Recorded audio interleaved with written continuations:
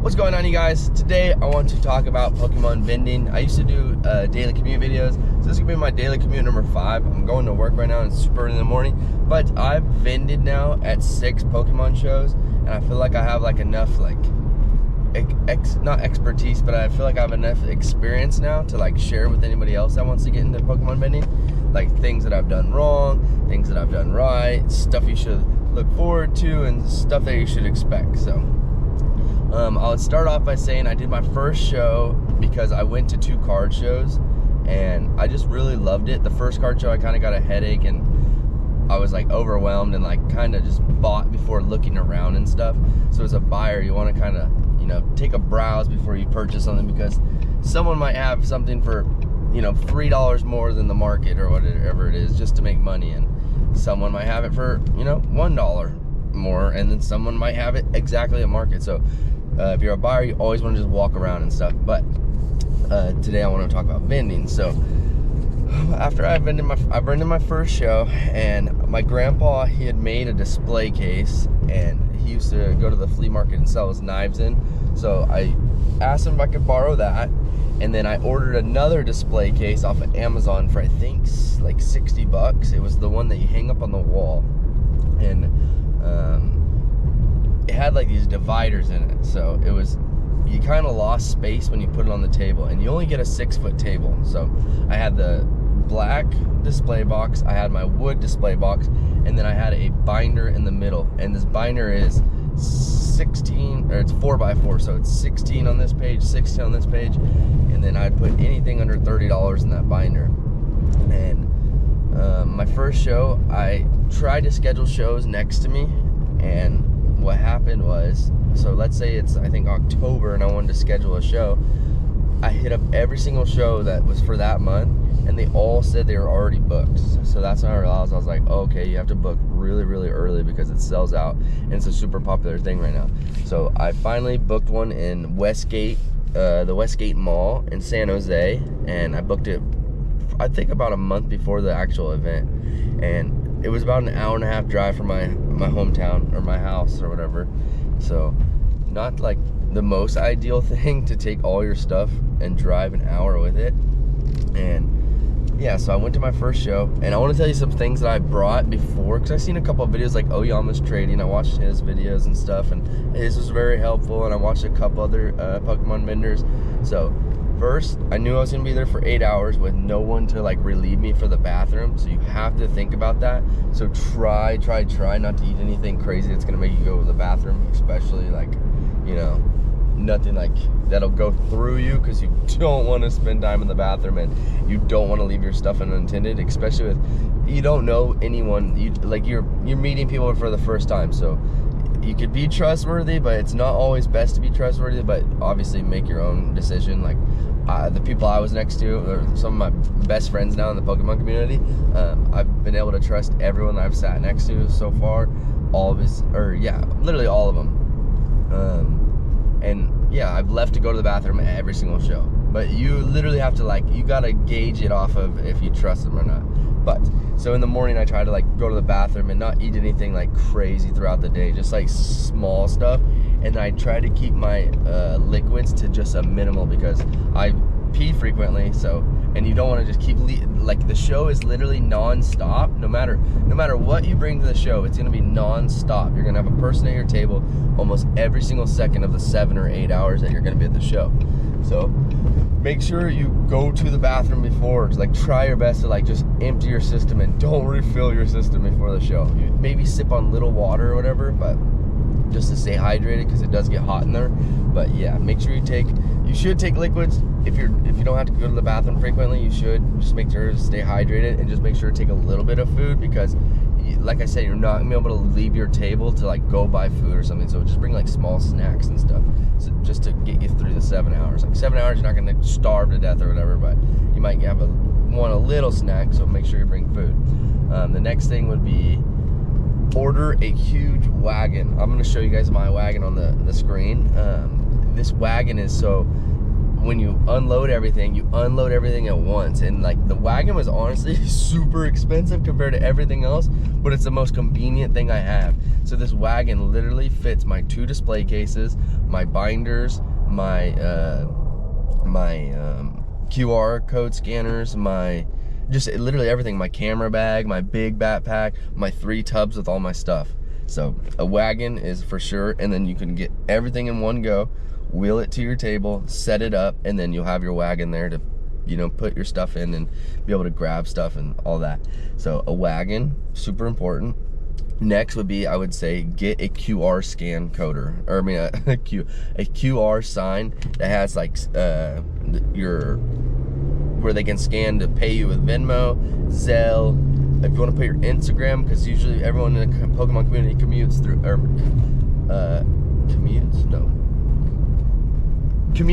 yeah, I'm commuting right now, but communicates through Instagram. So you want to probably have an Instagram QR code just to, you know, like network with people. And then you want, if you do YouTube, you want to have a YouTube one. So mine, I'll take a picture and put it on the screen. I have a huge one. I used to have a tinier one, but they couldn't scan all my QR codes.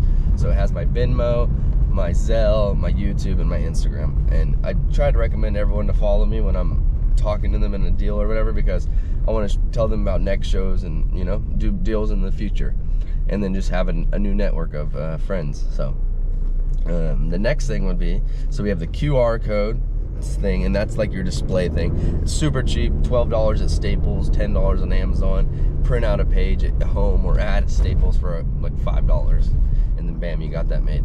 The next thing would be, so QR code, 2 cases, or you could do more binders or 3 cases. It's all just your preference of like what you have. Do you have slabs? Do you have singles? Do you have just mainly binder cards? Like, or do you have sealed product? If you have sealed product, personally, I don't mess around with the sealed product other than a few little packs. So if you have the sealed product, probably find another video where they show you how to buy like a bigger setup thing that you have to build every time. But sealed, I don't know. Sealed's like too bulky, and you risk like denting it and tearing it, and then people want it for literally nothing. So we got the binders, we got the display cases, we got our QR code scanner. It's nice to order a black tablecloth, because you never, this last show I just did yesterday morning, or this weekend, they said you had to provide your own black tablecloth, which I'm not sure if not everyone read, because a lot of people didn't bring a tablecloth, but I did, and it does make your presentation look a little nicer. So $5-10 on Amazon, one black standard tablecloth. You can get a 6-footer or an 8-footer. Most shows give you a 6-foot table, which is unfortunate because it's so like tiny and crammed to get everything on a 6-foot table. But there are some shows where you get an 8-foot table, and that makes all the difference. It's like you have so much room. You can bring more stuff than you normally bring, because you literally have an extra 2 foot of space, and it's like that's actually a decent amount. But yeah, definitely have a tablecloth. Just leave it in your car, in your trunk, or whatever, so you always have it. Next thing would be obviously like 3 containers. I got my containers at Walmart. I got like a 10-pack, and it was on clearance, so it was like $5. So I have like these 3 little white containers, and one container I put all my PSA slabs in. The next container I put all my singles in that are going to go in my display case, and then the third one I put in my top loaders, penny sleeves, stickers, and a pen.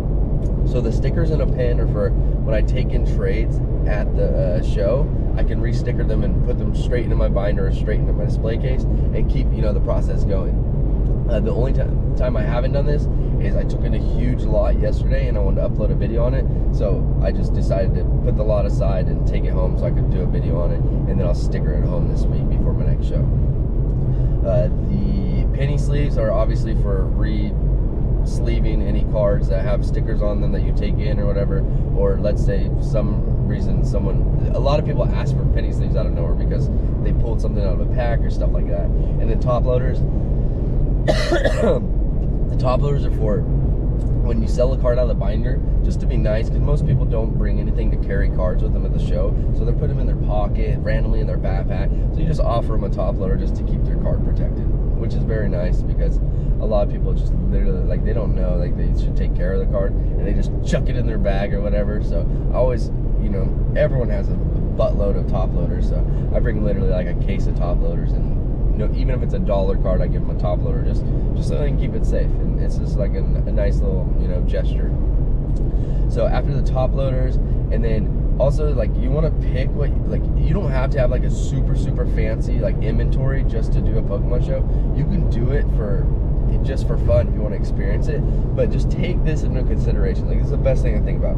So let's say you have a $2,000 collection, okay?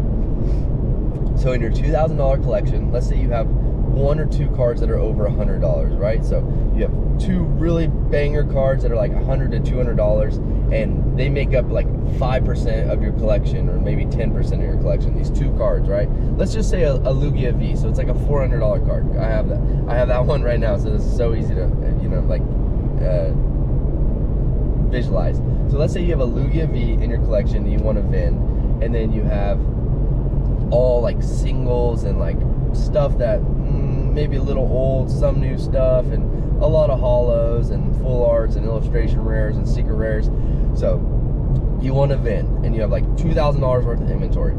Let's say we'll use a random mall we'll just say Adam Collects Mall. So you go to Adam Collects Mall and you want to vend.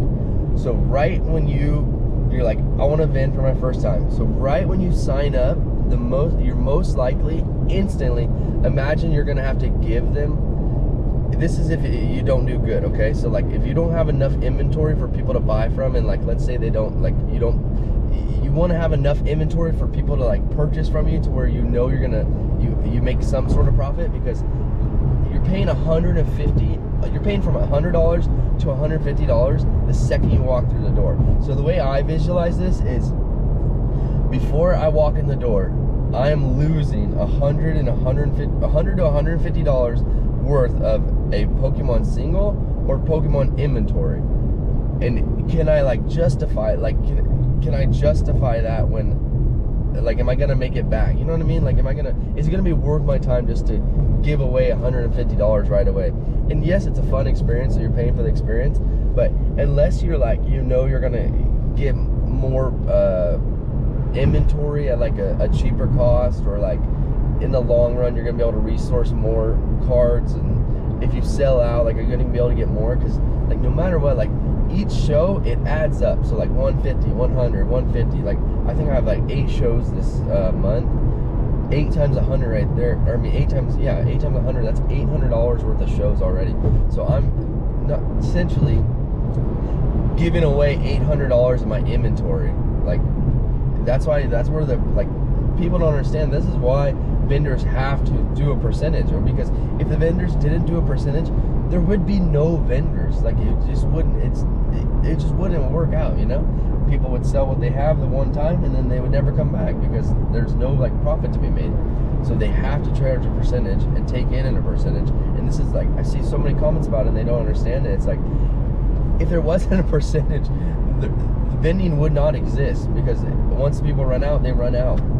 So yeah, be on the, like, just take into consideration, like, if you have enough in it, like, there's a chance you don't sell that much too. I've had one show where, I mean, I've always done very decent, I'm not gonna lie, but like one show where it was a little bit slower, but luckily the next morning it picked up. Man,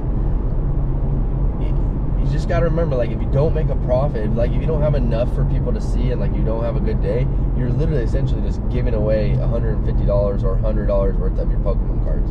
So just really keep that in like consideration, and like, I'm not want to try to like steer you away from vending or whatever.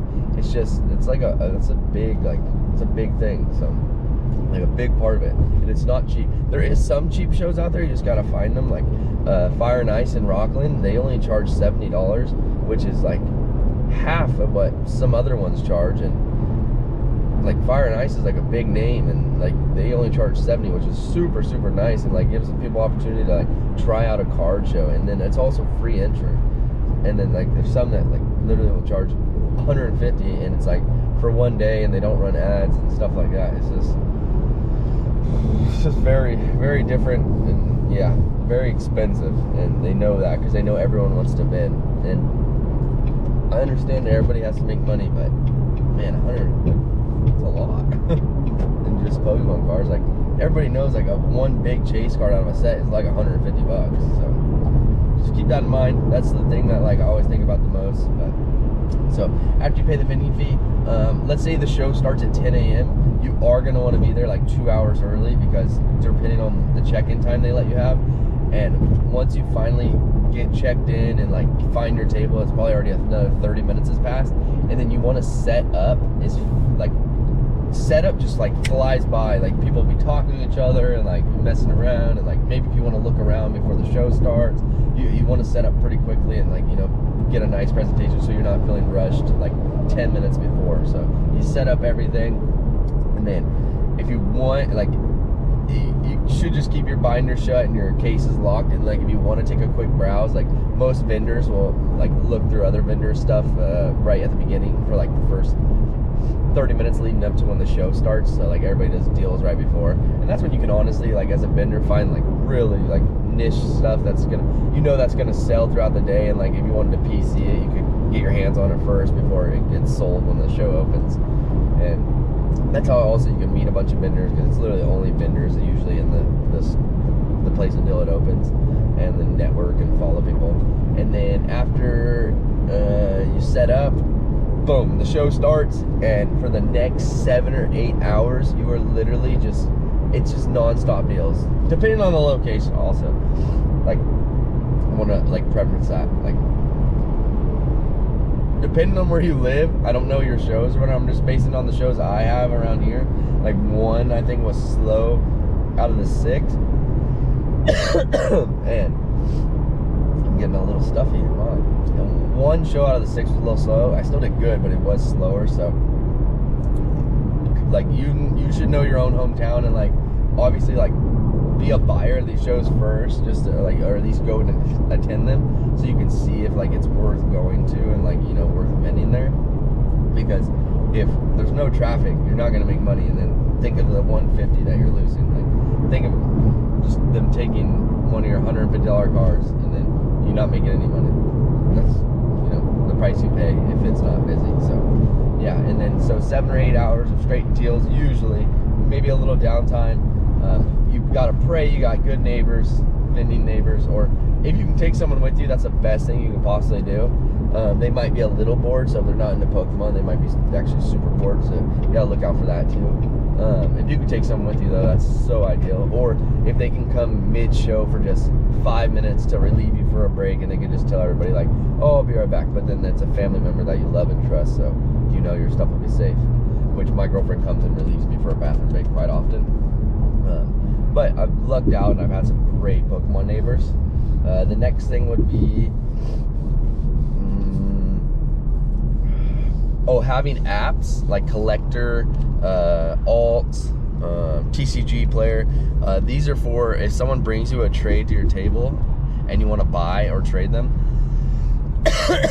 you have to research their card and see the cost of their card, because you can ask the random stranger that's coming to your table, but not everyone has like a good heart and like is like honest out there. Like, so it's better to just you do the research, take their card in your hand, look it up, do your math on it. If you're taking in an 80% trade, or if you want to give them 70% cash, do the math, times it, and then just tell them, hey, I can give you this much for it, and this much in trade, or this much in cash, and then do the deal. Like, you could take other people's words for the comps that they put on it and everything, but it's always just best just to like take a little time to do it yourself, because in the end, like, you gotta, like, you know, you just gotta do your due diligence so you can, you know, not get scammed or lose out on maybe a lot of profit or a little profit. Like, it's just, they all make a difference. So the next thing would be once you take trades, blah blah blah, camera. If you are planning on making vendor content, like if you want to, definitely take a camera. You probably want a tripod or like something that clamps onto the table.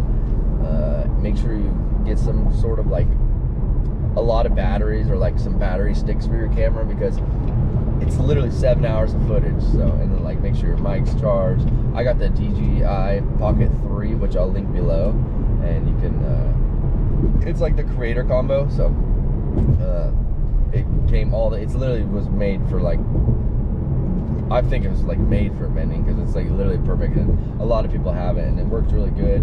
And you can control it from your phone. And you also want to bring a portable charger, because you might not be by outlets, and there's a good chance you're gonna be on your phone literally all day.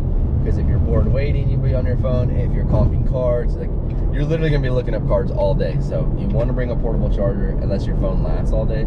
But definitely bring a portable charger, and even a portable charger for your camera too, if you can. So like, there's like a Jackery on Amazon that's like super good, and that's like a big power bank. So it's like a generator type thing, and that's the way you'll never need power. And if you do need power, obviously you just plug into that, and it'll last. It lasts for 48 hours. So none of your stuff will die. And then let's talk about like customers. When customers come up, first of all, you never know what a customer's gonna want. You never know what their favorite Pokemon's gonna be. Like, it's literally the best experience ever. So you could just either let them browse. You don't want to. I know when I walk in a store, like when an associate attacks me, like, what do you want? Like, what do you need? I don't like that, me personally. And I know other people don't like that either. It's like, oh, I'm just here to browse. Like, most of the time when you go to a store, you know what you're looking for, and maybe they just want to help you. But a lot of time, like if it's like let's say like a car, let's say like a car lot, they just want to sell you a car because they wanted the commission on it, So you just gotta gauge the person that's at your table, like if they look friendly or not, and if they look like they're like really looking for something, you can be like, hey, are you looking for something specific? I can probably tell you if it's in there. That's what I say. Or you can just bring it to the ice by just saying, hey, how's your guys' day going? And then they'll, it's just nice, and just have a genuine conversation, and you just let them browse. Like, not everyone just wants to be bombarded with, what do you want? What Pokemon are you looking for? I know everything in my, like, just let them browse. Like, sometimes, I buy cards because I think they're cool. There's 3 Pokemon I like the most, but you never know. Like, if you're looking through a binder, if one catches your eye, you might want it. So just let them look, and don't rush them. And then the other thing would be, let's say your card is $50, okay?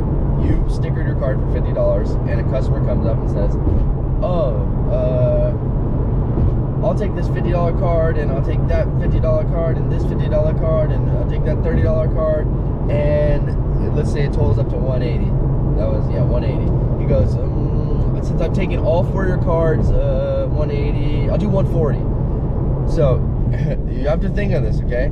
So, and this happened to me in my first show, and this is why I know this, and like, so quickly I caught on and like rewatched my videos and knew what I did wrong. I was a little nervous in my first show, not too nervous, but like, and I still didn't, like, I still made a profit on what I was selling at this moment and stuff, but like, just because they're buying a lot of cards, don't give them a huge deal like that, because it's not a huge deal. You're actually going to probably end up losing money depending on how much you paid for the cards in the first place. So, and they're trying to do this because they're literally going to take those. They got such a good deal on it, a good percentage on it. It's almost like you sold them the best cards for like 70 or 80%. They're going to take it back to their table, and then they're going to sell it for that.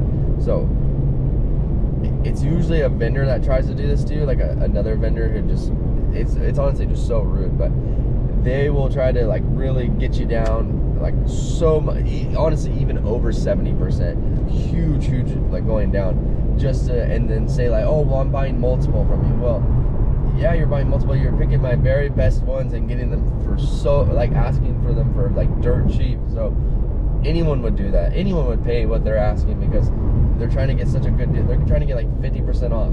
So don't fall for that. That is just like literally like a scam. It's happened. It did happen to me. Luckily, I still did make money off it. It wasn't like too crazy, like, but I know like that does happen, and you just have to politely say, "Oh no, I'm good. I'll chill. Like, no, thank you." So yeah, just don't fall for that. Don't do the big deals or whatever like that. Just like, no, I still have all the show. I'm good. And if anything, take it home. Like, don't do those deals, and don't just say yes to a customer because they offered you some money. Like, you can be firm. Like, you know what your product's worth, or you know what you paid for it, or what you took it in, or what you need to sell it for to even make anything off of it. Like, don't just like say yes because you want to make a deal.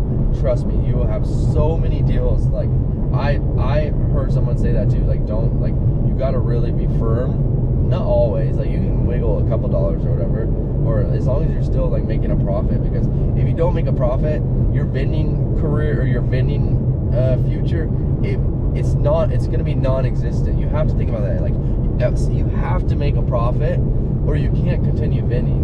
And literally, it's just like, eventually it'll dwindle down to where you don't make no profit. You have nothing left to vend with. So keep that in mind.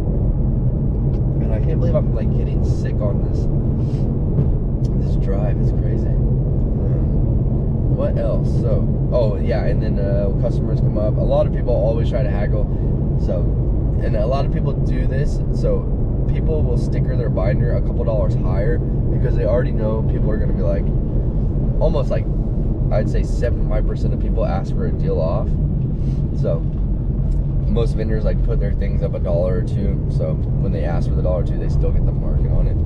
I don't personally do that. I just do whatever the market is for the card, put that, and then if they ask for $1 or $2 off, if they've got more than one card, I usually do it. Or like, let's say it's $11 and they want to pay $10, I do that. I let them, only if they're a nice person. Like, I gauge it right when I'm like interacting with them.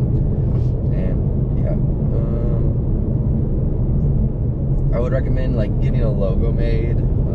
I would recommend stickering your cards and knowing the value of your cards, because a lot of people go to shows and like, I've seen the vendors where they don't have their cards stickered, and I understand it's because prices go up and down like so crazy every single day. But it's like, you only get 7 or 8 hours. So let's say if there's a person at your booth and they want this card, they want that card,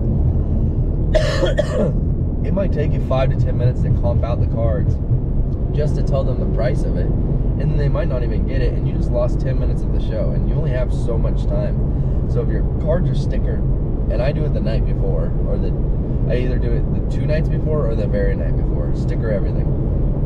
So that way, if 1 or 2 cards jump, it's not gonna be like the end of the world. Like, if someone might get a deal, oh nice, it jumped $3 or $4 and you got me for it, good job. Like, enjoy that, you earned it. If they're trying to like, get one off on me, that's fine. If they don't even know that it went up $3 or $4 and they just buy it and I just find out later, it's like, oh nice, like good, like I'm glad. Like, and they didn't know, they just wanted the card because they enjoy the card. I don't mind at all. And then usually after a week, I'll re-sticker all my cards, and I end up like, out of 1,000 cards that I've stickered, I end up changing maybe like 100 of them. So it's not like, you don't really like have to, like, the prices don't go up and down for every single card every week. So it's like maybe 100 do, and it's usually only some cards will jump because someone boosted it for a Facebook or a YouTube video, but most cards don't move. It's just like maybe $1 or $2. So it's not like a huge night and day difference. And then the other stuff would be definitely like, try to like follow people on Instagram, recommend them, tell them to follow you so they can see future shows, because a lot of people don't know where Pokemon shows are, or like when Pokemon shows are scheduled. So they're just like, they don't know there's a show. And then if they follow you on Instagram and you post that you're gonna be at the show, they know there's a show. Like, a lot of people this weekend told me they found out about the show because of my Instagram post, which is awesome. Like, I think that's all, like, literally so cool, and did more deals together and got to talk about Pokemon and hang out. So really neat. The other thing I would say is don't ever leave your stuff in your car. Like, if you take all your stuff to your car and, like, let's say at the end of the show you're like, oh, I want to go inside and look, don't do that. There's so many bad actors out there that are like, could be watching you, like waiting for you to leave your car unattended, breaking your car, steal all your Pokemon cards, and take off, and you would never know. Or, I mean, you'll know when you come back to no cards, but you wouldn't have known that was going to happen. It's just, there's so many bad people out there, and Pokemon's so valuable now that it's like, it's just not worth leaving unattended. Unless you're with someone, don't leave your stuff unattended. Other than where you have it set up, that's fine if you trust your neighbors, or if you have someone with you, like a loved one. But don't go put in your car and then go back in the store for an hour, go eat dinner. Don't do that. Take it home, then go do whatever you gotta do. Take it home where it's safe. And what else? I think that's honestly pretty much it that I could think of. Other than, I would say, take I always forget to take pictures throughout the thing of like deals that I do, and like I try to take a video midway through the show and post it and stuff, but it's literally like so non-stop pace the entire time. Like the time just flies by, and it's so much fun. Like if you love Pokemon, vending is like one of the greatest things you could ever do, because you literally get to just talk about Pokemon for literally 7 or 8 hours straight. Just talk about Pokemon. That's all it is. You meet friends and talk about Pokemon. And like, yeah, like we're grown-ups and stuff, but like me, I'm gonna be 31. I've been playing and collecting Pokemon since I was 5 years old. Like 26 years. Literally, like I've always loved Pokemon, and like it's like, yeah, it's maybe nerdy to some people, but like it's so much fun and enjoyable to just talk about Pokemon, because you know, I know everything about Pokemon, literally just so much about it, and it's just so nice like talking to a fellow person that loves Pokemon, because if they don't love Pokemon, they're probably not going to be at the show. Like, so you just automatically know that you both love Pokemon, so you can literally just say anything about Pokemon, and it's just a great time. It's pretty awesome, honestly, and you never know what you're gonna pick up for your PC. And yeah, vending's just honestly like an overall amazing experience. And like when it comes to the money part, like you're gonna make money, okay? Like there's like you will sell Pokemon cards, you will make money. It's just all about like, don't run out of inventory, and like just keep in mind that like if you don't have much inventory, you might sell out, and like just remember the vendor fee is very expensive, and if you're not gonna be able to get more inventory, just like think about if you really want to do it or not, or like look for a cheaper show, because it does add up fast. Like I'm doing a 3-day show on towards the end of November. This will be my first 3-day show. It's Friday, Saturday, Sunday. It's $300. So luckily it's an 8-foot table, but it's $300 for the 3 days, which is $100 a day. But I don't know if like all the days are gonna be worth $100. So this is the most expensive show I've been doing so far, and yeah, obviously let you guys know how it goes. But overall, if you want to become a Pokemon vendor and you're still watching this video, I would say at least try it once. Just make sure you have enough inventory. Just know it's pretty pricey to be a vendor. Just be early and be on time so you can set up.